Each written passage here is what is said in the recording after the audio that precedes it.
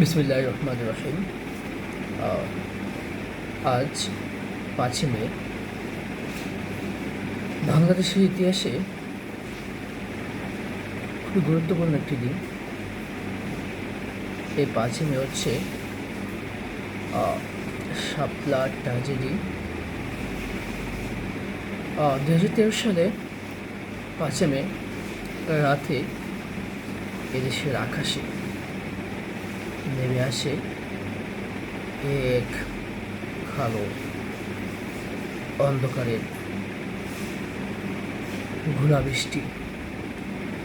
যে গোলাবৃষ্টির বন্যায় হাজার হাজার মানুষ শাহাদাত বরণ করে সেই শাপলা চত্বর। আমি নিজে সে শাপলা চত্বরের একজন বাস্তব সাক্ষী।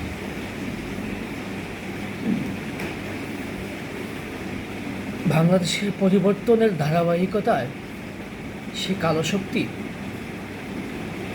বাংলাদেশের মস্তক থেকে হারিয়ে যায়, চলে যায়, কিন্তু আজও সে শাপলা ট্র্যাজেডির বিচার হয়নি। কেন হয়নি? শাপলা কমিশন কেন হয়নি? এই মানুষগুলো সমাজের মূল স্টেমের নয়, মেন স্টেমের তাদেরকে আস্থা দেওয়া হয়নি। শাপলা ট্র্যাজেডি নিয়ে কোনো কমিশন হয়নি। তার বিচার প্রক্রিয়া আজও কাঙ্ক্ষিত সফলতা পায়নি। আমি বলি, সেই শাহবাগে উত্তাল সময়ে নাস্তিকরা যখন আমার নবী, আমার রাসূল, আমার ধর্ম, আমার দিন, আমার ইসলামকে নিয়ে সিরিজ কটাক্ষ করতে শুরু করলো, সেই সময়ে সেই ইসলামের লেগাসি বহন করা আলেম উলামারা ঢাকার বুকে শাপলা চত্বরে আসলেন।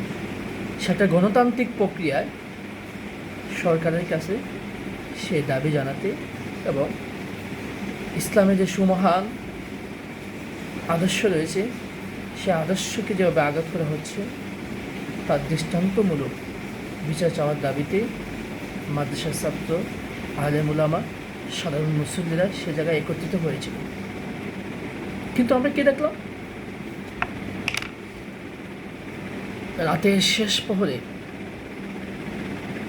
ঘুমিয়ে পড়া ঘুমন্ত তালেবের ইলম, আলেম উলামা, সাধারণ মুসল্লিদের প্রতি নির্বিচারে নির্মমভাবে পৃথিবীর